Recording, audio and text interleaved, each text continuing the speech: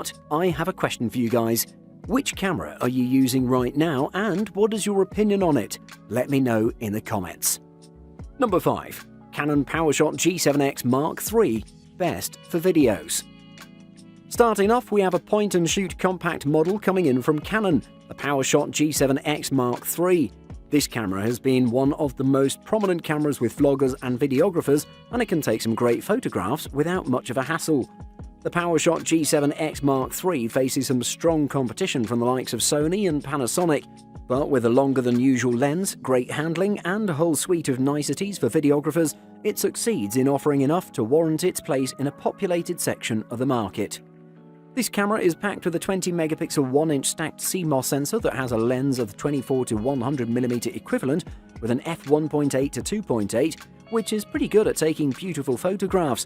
This camera has an ISO range that spans from 125 to 12,800 with an expansion setting up to 25,600.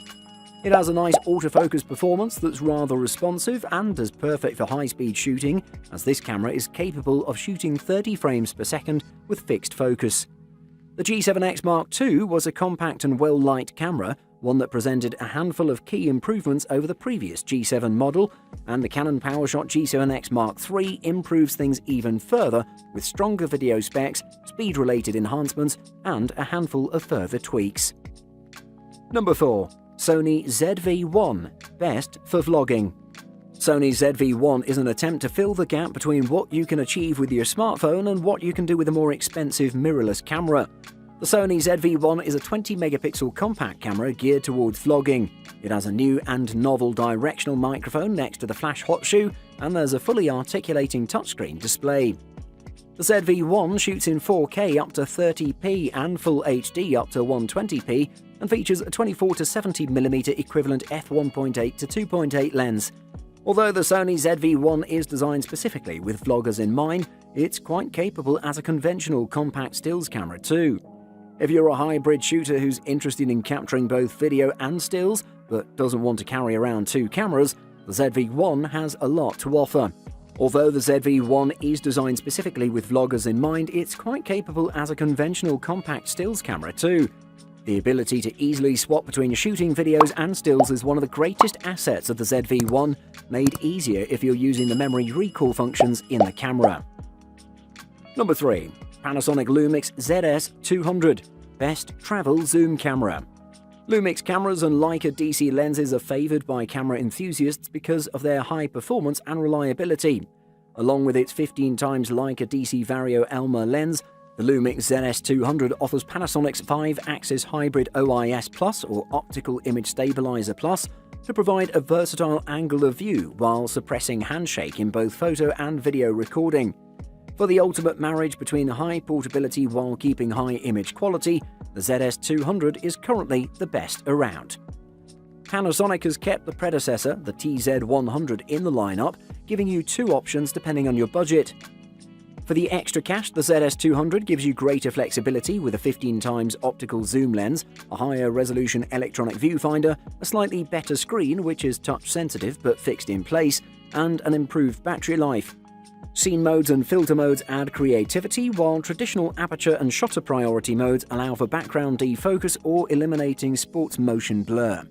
For even more creative photography, the Lumix ZS200 integrates a new L monochrome mode in photo style to create an impressive monochrome image with rich gradation like that of black and white film.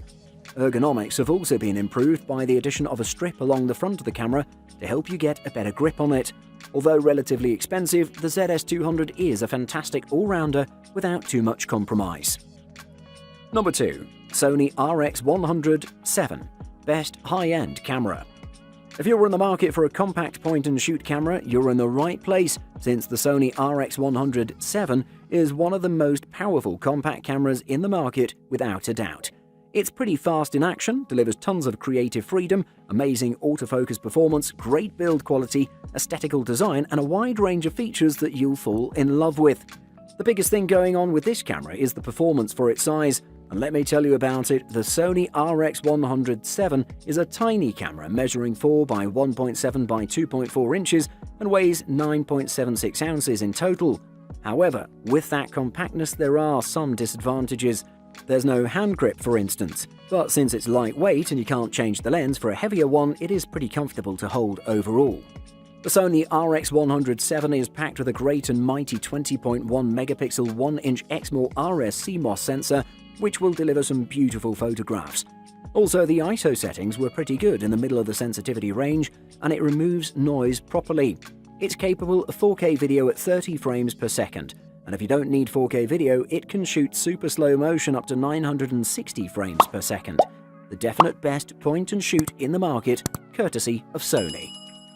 Number 1. Fujifilm X100 VII Best Overall.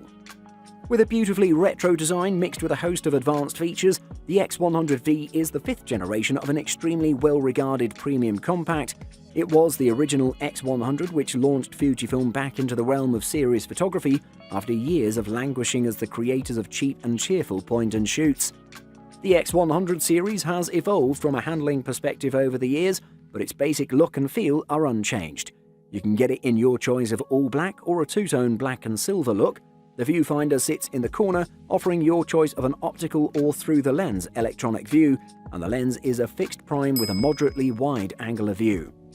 The X100 VII, like its predecessors, sports a DSLR-sized APS-C sensor, which is paired with a 23mm f2 fixed-length lens. What's new here for the latest generation is a sharper lens, an improved viewfinder, a higher resolution, and the addition of a tilting screen. The older X100F is still a good buy, but if you want the best all-rounder, it's worth considering the extra outlay for the X100 VII. Definitely one of the best compact cameras on the market this year. Buying guide. Speed. These days, most cameras are sufficiently fast for any casual uses. Interchangeable lens cameras, whether mirrorless or DSLR, typically offer better performance than compact cameras. They'll focus faster, track subjects better, and take more pictures per second.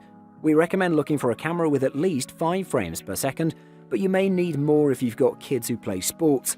At the same time, don't be drawn in by marketing alone. A camera advertising 10 to 20 FPS sounds exciting, but few people have an actual need for that much speed. Ergonomics. This is an understated element of cameras. If at all possible, try before you buy. Make sure a camera fits comfortably in your hand and that it's not too heavy that you won't want to carry it around with you. The camera you buy should offer quick accessibility to the most commonly used functions, and menus should be simply structured, logical, and easy to learn. Weight. If you're the kind of person who likes to travel light, then you're not going to want a bulky DSLR. Having the best compact camera that sits in your hotel room while you're out having fun isn't going to be much use. Even a mirrorless system might be too much for you if you want something that'll truly fit in your pocket or purse, and your best bet is probably a smartphone or compact camera in that case. On the other hand, if image quality and low light performance are more important to you than weight, and you're happy carrying spare lenses, filters, and other accessories, then you're likely looking at a mirrorless or DSLR system. Video recording. Although compact cameras are mainly used to take photos, most compact cameras these days also feature video support. So if you're comparing cameras and there doesn't seem to be much between them, take a look at the video support, which might be a way to tell them apart. As a rule of thumb, cheaper cameras shoot in lower resolutions. 720p is usually the lowest resolution available, followed by 1080p, and finally, the most modern compact cameras offer high-resolution 4K